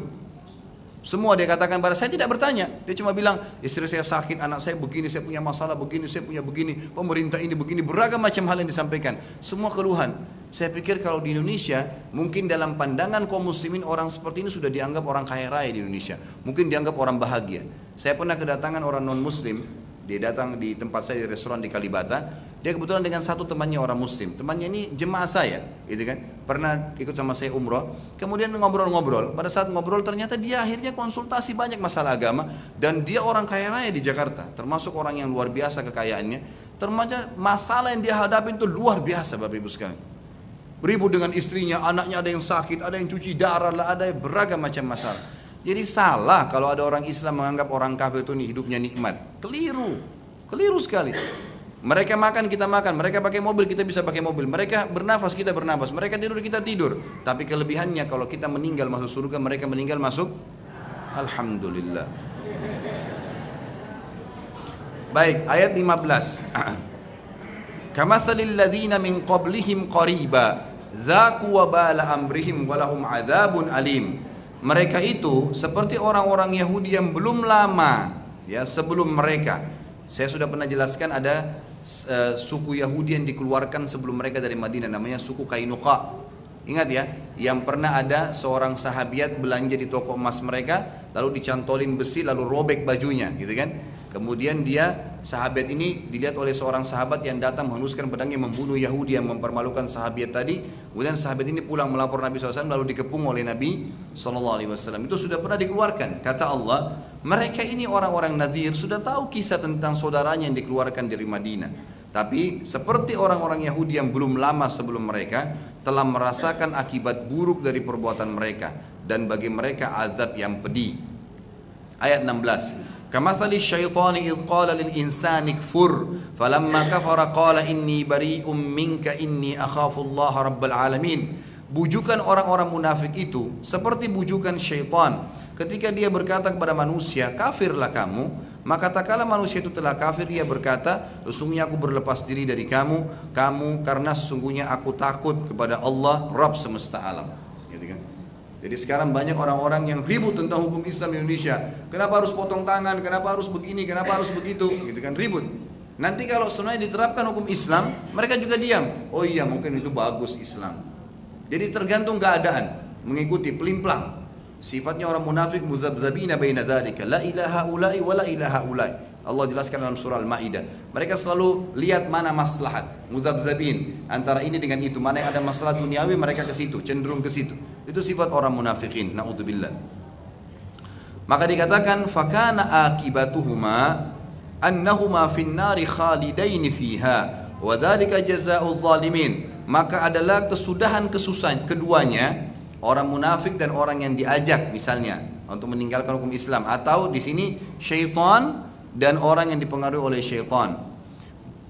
Sesungguhnya keduanya akan masuk dalam api neraka, mereka kekal di dalamnya. Demikianlah balasan bagi orang-orang yang zalim. Ayat 18, ya ayyuhalladzina amanu taqullaha wal tanzur nafsum ma qaddamat lighad wattaqullaha innallaha khabirum bima ta'malun. Hai orang-orang yang beriman, bertakwalah kepada Allah dan hendaklah setiap diri memperhatikan apa yang telah diperbuatnya untuk hari esok. Jangan sibukkan diri kalian dengan mereka, sibukkan diri kalian dengan apa yang telah Allah turunkan.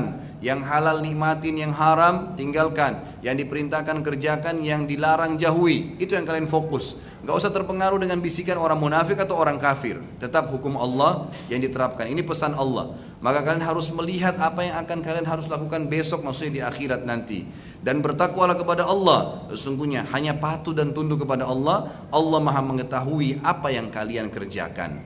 Ayat 19, wala takunu kalladzina nasullaha fa ansahum anfusahum ulaika humul fasiqun. Dan jangan kalian menjadi seperti orang-orang yang suka lupa dengan Allah, orang-orang munafikin, orang yang malas beribadah. Lalu Allah menjadikan mereka lupa kepada diri mereka sendiri. Mereka itulah orang-orang yang fasik. Akhirnya Allah memang betul-betul buat mereka lupa, tidak ibadah selamanya sampai meninggal. Wa naudzubillah. Ayat ke-20. La yastawi ashabun nari wa ashabul jannah. Ashabul jannati humul faizun. Sadarlah wahai muslimin, tidak sama penghuni-penghuni neraka dengan penghuni surga. Enggak sama yang habisin waktunya malamnya berzina, karaokean, dosa-dosa dengan orang yang habisin dengan majelis ilmu dan sholat malam. Enggak sama. Jangan dianggap itu sama. Gitu kan? Beda antara langit dan bumi. Beda, kata Allah beda, tidak sama penghuni neraka dengan penghuni surga. Penghuni-penghuni surga itulah orang-orang yang beruntung. Tinggal tunggu mati saja. Malaikat mau datang, kita tidak tahu kapan waktunya. Tapi dengan sekarang Bapak Ibu pertahankan, demi Allah saya bersumpah di masjid ini Bapak Ibu sekalian, pertahankan iman Anda sekarang. Tetap ibadah, tutup aurat, majlis ilmu, sibukkan diri dengan itu seharian. Besok lagi begitu, sampai mati wallahi masuk surga. Itu janji dan pasti dari Allah. Innallaha la yukhliful mi'ad. Allah enggak mungkin pungkiri janjinya, enggak mungkin salah, pasti benar. Wa man asdaqu minallahi qila, dalam firman yang lain Allah mengatakan, dan siapa yang lebih pantas dipercaya, yang lebih jujur daripada Allah dalam perkataan. Jadi enggak mungkin. Dan jangan Anda pikir orang kafir oh enak hidupnya nyaman enggak apa-apa. Enggak ada seperti itu. Pasti akan ada konsekuensi hukum ya. Tidak sama itu. Ayat 21, "Lau anzalna hadzal Qur'ana 'ala jabalin la ra'aitahu khashi'an mutasaddian min khasyatillah wa tilkal amsalu nadribuha lin-nasi la'allahum yatafakkarun." Wahai muslimin, Al-Qur'an yang turun di tangan kalian itu adalah kitab dari Allah. Kalau sekiranya kami turunkan Al-Qur'an yang di tangan kalian itu kepada gunung, maka niscaya kamu akan melihat gunung tersebut tunduk, terpecah belah disebabkan ketakutannya kepada Allah. Karena gunung aja, kata Allah, seakan-akan begitu Allah bilang, gunung aja tahu kalau Quran ini adalah dari Allah, dan kalau diturunkan di atasnya maka akan hancur gunung yang kuat itu. Apalagi kalian wahai manusia, apa yang diragukan tentang kebenaran ayat-ayatnya? Dan perumpamaan-perumpamaan ini kami buat untuk manusia agar mereka berfikir. Ayat 22, wallahu alladzi la ilaha illahu alimul ghaibi wasyahada warrahmanur rahim. Wahai muslimin, Tuhan yang sedang kalian sembah itu, yang sedang kalian patuhi, yang sedang kalian lakukan dan kerjakan perintahnya dan tinggalkan larangannya, yang sedang kalian nikmatin yang dihalalkan olehnya dan juga meninggalkan apa yang diharamkan, dialah Allah yang tidak ada Tuhan selain Dia, yang maha mengetahui yang gaib dan nyata. Dialah yang maha pemurah lagi maha penyayang. Perhatikan, Allah memberikan kepada kita sandaran ilmu yang sangat luar biasa. Nikmatin keimanan itu, ilmu itu, wahyu itu, kerjakan, nikmatin yang halal, tinggalkan yang haram. Udah cukup. Lalu Allah kenalkan lagi dirinya. Ayat 23, wallahu alladzi la ilaha illa huwal malikul quddusus salamul mu'minul muhaiminul azizul jabbarul mutakabbir subhanallahi amma yusyrikun. Wahai muslimin, dialah Tuhanmu Allah yang kalian sembah, yang tidak ada Tuhan selain Dia. Dialah Raja yang sebenarnya, yang maha suci, yang maha sejahtera, yang menganugerahkan keamanan, yang maha memelihara, yang maha perkasa, yang maha kuasa, yang memiliki segala keagungan. Maha suci Allah dari apa yang mereka persekutukan. Bodoh orang yang nyembah berhala tuh, kuburan, batu, jimat, pohon, itu makhluk seperti Dia. Allah zat yang maha hidup, maha melihat, maha mengetahui dan seterusnya. Dan ayat terakhir 24 jemaah sekalian, wallahul khaliqul bari'ul musawwir lahul asmaul husna yusabbihu lahu ma fis samawati wal ard wa huwal azizul hakim.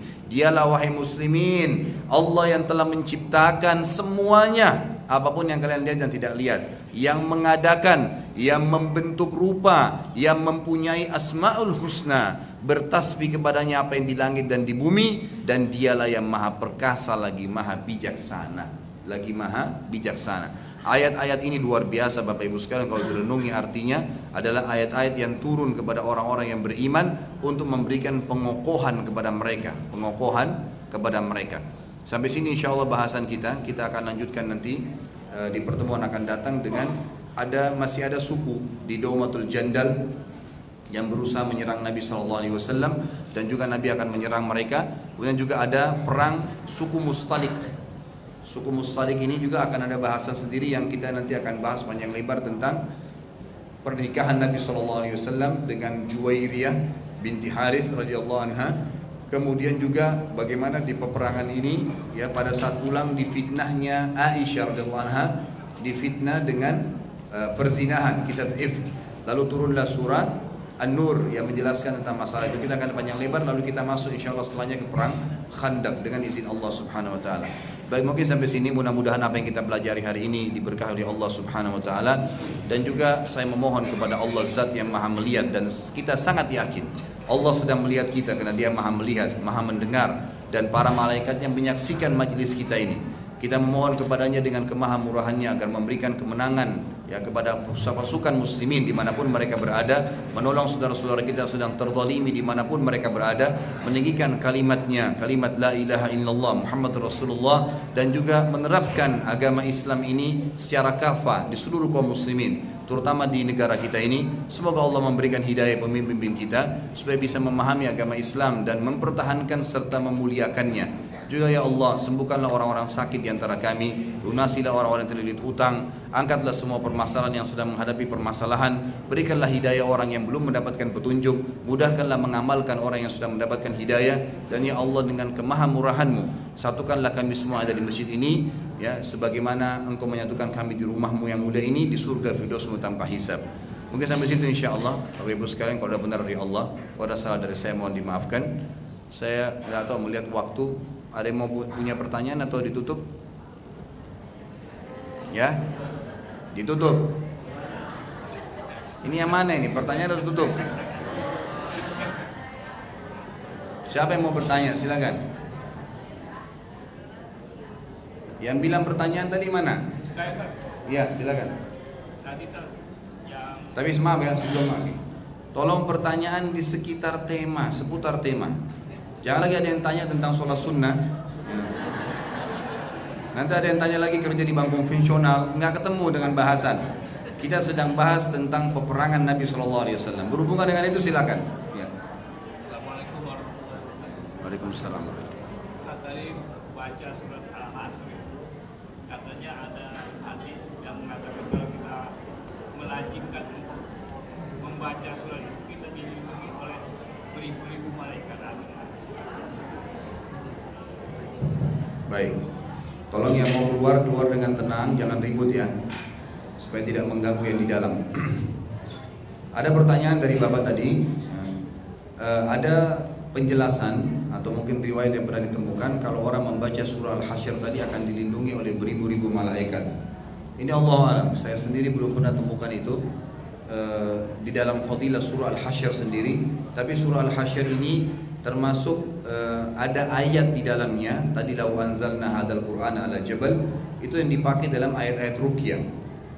Bahkan kalau ada orang yang sedang menghadapi masalah dengan sihir dan syaitan ini, bisa dibaca surah Al-Hasyr gitu kan, secara lengkap, minta kepada Allah SWT agar surah ini bisa menghancurkan seluruh kerajaan syaitan yang ada di tubuh orang itu. Dan itu memang termasuk ada hal karena ada ayat tadi law anzalna hadzal qur'ana ala jabal. Tapi apakah dilindungi oleh malaikat? Allahu alam. Secara khusus ya. Tapi secara umum semua orang yang di majelis ilmu, semua orang yang sedang berzikir membaca Al-Qur'an dinaungi oleh malaikat. Tapi kalau surah ini secara khusus Allahu alam, saya nggak tahu. Ada lagi? Ibu-ibu ada yang mau bertanya? Silakan. Ada yang saya tanyakan. Assalamualaikum warahmatullahi wabarakatuh. Waalaikumsalam. Apakah di Islam itu ada wajib militer? Yang pertama. Yang kedua, seperti tadi Bapak katakan terkait bahwa di sampai Jazirah Arab Syiah itu mulai berpuasa. Apakah ada berita kenabian atau berita zaman terkait dengan Syiah itu berpuasa? Terus saya pernah dengar ada salah satu hadis mengatakan bahwa di Yaman nanti akan 12.000 pasukan yang akan menolong agama Allah dan Rasulnya. Itu apakah berlaku pas akan datang atau sudah pernah terjadi? Itu aja tuh. Baik. Bentar ya Pak.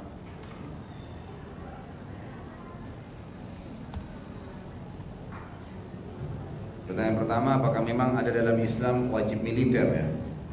Kalau saya menjawab secara global, bukan secara khusus, memang ada secara global. Artinya seluruh umat Islam dianjurkan untuk bisa memiliki keterampilan militer. Itu ada. Al-Quran menceritakan masalah itu. A'udzubillahi minasyaitonirrajim wa a'iddu lahum mastata'tum min quwwatin wa min ribatil khairi turhibuna bihi aduwallahi wa aduwakum. Al-ayat. Wahai seluruh muslimin, Allah SWT perintahkan gitu kan, persiapkanlah dari diri kalian keterampilan militer, apa yang kalian mampu, termasuk dalam keterampilan menunggangi kuda gitu kan, untuk menakut-nakuti musuh Allah dan menghadapi mereka. Ayat ini kata para ulama adalah anjuran agar semua muslim, laki-laki secara khusus, punya keterampilan. Bahkan di zaman Nabi SAW banyak di antara sahabat juga yang punya keterampilan. Sudah biasa sahabat itu mampu menunggangi kuda, memanah, melempar tombak. Bahkan seperti Nusaybah binti Ka'ab, sahabiat Nabi yang terkenal, yang membantu Nabi SAW di perang Uhud, perang Uhud. Dan kata Nabi SAW, dimanapun saya melihat anak panah yang terarahkan ke saya pada saat sedang terdesak di Uhud, saya temukan Nusaybah binti Ka'ab, Ummu Umarah mematahkan anak panah tersebut. Jadi kalau secara global iya, tapi kalau secara khusus, maksudnya khusus ini apakah dia cuma lari ke instansi, lari kepada negara tertentu, ini tidak ada gitu kan. Tapi secara global iya. Jadi kita dianjurkan. Nabi SAW mengatakan, ajarkan anak kalian melempar, ya, melempar tombak, memanah, kan gitu. Kemudian menunggangi kuda dan berenang. Dalam hadis lain dikatakan, ajarkan anak kalian menunggangi kuda sementara kuda itu berlari dan suruh dia loncat di atasnya. Jadi memang keterampilan itu boleh. Ya, keterampilan bela diri, memanah itu dianjurkan, dan itu kan juga sudah menjadi olahraga umum internasional gitu kan. Maka saya sarankan secara pribadi, ya mestinya memang keterampilan seperti ini yang dikuasain. Jadi teman-teman yang hobi bola diganti gitu kan, yang hobi basket diganti. Olahraga iya, tapi keterampilan nggak mungkin kita lempar bola ke musuh gitu kan ya. Yang lain kan memanah itu olahraga nasional gitu kan. Bahkan ada pertandingan di secara internasional, menunggangi kuda, banyak, berenang dan yang lainnya, agar menggabungkan antara keterampilan pribadi dengan pahala yang didapatkan karena niat untuk menjalankan firman Allah Subhanahu wa taala. Tapi ini jangan disalahgunakan juga ya. Karena kaum muslimin itu bukan berarti belajar militer ini kemudian untuk membuat kerusakan, tidak. Muslimin melakukan itu untuk membela agamanya gitu kan, dan bukan untuk menunjukkan, karena kita dalam Islam tidak boleh ada kesombongan, tidak boleh ada kezaliman, tidak boleh mengganggu orang lain. Bahkan kita tahu kita selalu kalau muslim ketemu selalu mengatakan assalamualaikum. Apa artinya? Keselamatan buat kalian, keselamatan buat kalian. Jadi kita selalu berdoa agar keselamatan di muka bumi ini, gitu kan, terjadi keselamatan di muka bumi ini dan tidak ada kerusakan. Allah SWT menyuruh kita memerangi kezaliman, kejahatan, kekafiran, itu yang disuruh untuk lakukan. Kalau masalah yang kedua tadi, apakah memang ada hadis yang menjelaskan kejadian Yaman sekarang ini ya, adalah termasuk tanda-tanda hari kiamat? Allahu a'lam. Sebatas ilmu saya belum tahu. Sebatas ilmu saya belum tahu tentang hadis berhubungan apakah ini nanti atau sekarang keluarnya Syiah di Yaman menguasai, kemudian adanya pasukan dari Saudi sekarang yang menyerang ini, apakah itu memang tanda-tanda hari kiamat? Allahu a'lam, saya nggak tahu. Tapi memang Yaman dan Syam itu punya peran yang besar, baik di awal Islam ataupun nanti di hari kiamat, ya tanda-tanda hari kiamat. Itu memang punya peran-peran yang besar. Kalau masalah kasus keluar dari Yaman 12.000 pasukan, ini juga mungkin masih perlu saya telusurin hadis-hadisnya. Tapi yang jelas kita akan yang lebih banyak peran sebelum tanda-tanda hari kiamat besar itu, pasukan muslimin lebih banyak fokus ke negeri Syam. Dan Allahu a'lam, memang ada ulama yang mengatakan sekarang ya, tapi ini ijtihad. Saya termasuk orang yang tidak terlalu fokus dalam masalah ijtihad. Mereka mengatakan bahwasanya negeri Syam sekarang karena banyaknya muslimin yang dibantai, nanti satu waktu Allah akan balik negeri Syam itu menjadi negara yang mengikuti sunnah Nabi SAW, dan yang disitulah menjadi basis kekuatan muslimin. Itu yang saya ketahui, Allahu a'lam. Kalau masalah Yaman, yang ada adalah tanda-tanda hari kiamat yang jelas tentang keluarnya api di wilayah Aden. Di wilayah Aden itu ada, dan sekarang secara ilmiah sudah terbukti memang di wilayah Aden itu ada api yang sangat besar. Kata Nabi SAW akan keluar nanti tanda-tanda hari kiamat api di wilayah Aden, di kota Aden yang sangat besar api itu, yang terlihat sampai ke negeri Syam. Jadi dari selatan Jazirah Arab terlihat di utara Jazirah Arab, itu saking besarnya, yang akan menggiring manusia nanti ke negeri Syam. Allahu a'lam, itu yang saya tahu. Ada lagi? Sudah paham semua? Alhamdulillah. Baik, saya akan menuju ke Cikarang sekarang. Mudah-mudahan oh ini ada pertanyaan satu lagi ya, terakhir ini.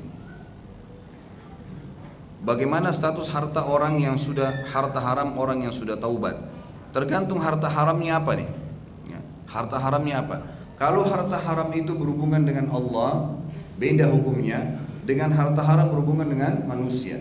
Maksudnya begini, harta haram berhubungan dengan Allah itu seperti hasil riba. Hasil riba. Riba itu dia tidak mengambil haknya orang lain kan, tapi uang itu menjadi haram karena hukum yang Allah larang. Ini kalau dia taubat, dia pernah kerja di bank ribawi, dia pernah di asuransi yang ribawi, pernah pendapatan yang ribawi, yang khusus berhubungan dengan Allah, harta tidak berhubungan dengan makhluk, maka berarti dia taubat dan yang sisanya, yang lalunya menjadi halal buat dia. Allah SWT mengatakan dalam Al-Ma'idah, a'udzubillahi minasyaitonir rajim, falakum ru'usum amwalikum la tadlimuna wa la tudlamun. Yang sudah berlalu jadi hak kalian, tapi jangan membuka lagi pintu baru. Itu kalau berhubungan dengan haknya Allah. Tapi kalau harta haram ini berhubungan dengan makhluk, seperti mencuri, mengambil haknya orang lain, membuat nota palsu sehingga merugikan perusahaan, gitu kan, mengambil hak warisnya orang. Ini harta berhubungan dengan makhluk, wajib mengembalikan. Selain tobat kepada Allah, dia wajib mengembalikan haknya orang tersebut kecuali pemiliknya sudah menghalalkan. Makanya pernah saya bilang kepada teman-teman yang ada sampai bilang, Ustaz bagaimana ya, saya dulu sudah terlanjur buat nota palsu, perusahaan saya bagaimana? Ya saya bilang Anda harus kembalikan, itu hukum syar'inya. Malu, ya bagaimana bisa Anda sekarang mengatakan malu sementara waktu mencuri tidak mengatakan malu? Aneh itu, ya taubat harus sportif, tunjukkan, maaf saya pernah melakukan ini saya kembalikan sekarang. Tidak ada masalah, gitu kan? Apalagi kita mengembalikan haknya orang lain, itu hal yang positif saja. Itu hal yang positif, karena itu hukumnya. Tidak bisa selain hukum itu yang kita ambil. Allahu a'lam. Mohon maaf sampai sini dulu. Mudah-mudahan kita bertemu lagi di waktu yang lain. Semoga Allah SWT mudahin. Dan mohon maaf juga pada saat bulan lalu tidak sempat hadir karena saya di bulan Maret itu memang selama sebulan saya di luar Indonesia. Sempat 2 pekan ada undangan di tur dakwah di Australia, dan setelah itu saya kembali sepekan di Indonesia, sudah pekan ketiga. Di sini ceramah kita pekan kedua. Lalu 2 minggu yang lalu juga ada bimbingan umroh selama 2 minggu. Jadi memang bulan ini baru saya bisa hadir di sini. Mudah-mudahan saja Allah mudahkan, insya Allah. Dan saya juga sebenarnya sudah berusaha untuk menghubungi beberapa ustadz kita yang mengisi di pekan pertama, pekan ketiga atau pekan keempat. Tadinya saya berharap kalau saya tidak bisa hadir bisa diganti jadwalnya, tapi beliau-beliau juga tidak bisa karena beliau juga punya jadwal di tempat lain. Mudah-mudahan saja kalau di bulan-bulan akan datang saya punya halangan, mereka bisa tukar jadwal tetap supaya berjalan lanjutan sirah kita. Dan perlu saya sampaikan Bapak Ibu sekalian, materi sirah ini sudah Masya Allah sekali. Sampai mendunia sekarang banyak orang-orang Indonesia kita ya, orang kita. Saya ketemuin di Australia, ada yang hubungin saya dari Jerman, ada yang hubungin dari Perancis. Kalau mereka ikutin materi kita ini, dan mereka merasa banyak besar sekali manfaatnya yang didapatkan. Cuma sayangnya memang karena sebulan sekali, ya berarti memang cukup lama uploadnya. Bisa sekarang 2 bulan baru bisa diupload ke YouTube. Mudah-mudahan saja ada tetap manfaatnya dan Allah mudahkan kita untuk menyelesaikan. Bagi teman-teman yang mau mengikuti lanjutan sebenarnya sirah, kisah tentang sahabat, sudah kita adakan tabligh akbar di Jakarta di tiap bulannya ya. Abu Bakar sudah terbit, ada di YouTube dan ada di web saya, bisa dilihat. Yang mencapai derajat siddiq bersama Abu Bakar itu 4,5 jam kita tabligh akbar. Dan Alhamdulillah sudah tuntas masalah Abu Bakar. Kemudian juga menjadi Faruq bersama Umar bin Khattab juga sudah tuntas. Kemudian membeli surga dengan harta bersama Utsman bin Affan itu juga sudah tuntas. Dan insya Allah akhir bulan ini di pekan keempat kalau Allah mudahkan, kita akan bahas tentang Ali bin Abi Thalib radhiyallahu anhu. Dan begitu pula setiap bulan kita akan bahas sahabat sampai jumlahnya kurang lebih 100 atau 200 sahabat, dengan membahas kitab tentang kisah-kisah hidup sahabat Nabi yang diterbitkan oleh Pustaka Ibnu Katsir. Jadi memang ini sirah memang, tapi sisa sahabat sudah kita bahas, yang mestinya memang setelah sirah kita akan bahas hal tersebut. Mungkin begitu dulu, mudah-mudahan bermanfaat majelis kita ini, dan mohon maaf kalau ada salah, tentu dari saya sebatas ilmu dan kemampuan saya sebagai manusia saja. Kalau ada benar dari Allah, pada saat saya mohon dimaafkan. Subhanakallahumma bihamdika asyhadu an la ilaha illa anta astaghfiruka wa atubu ilaik. Wassalamualaikum warahmatullahi wabarakatuh.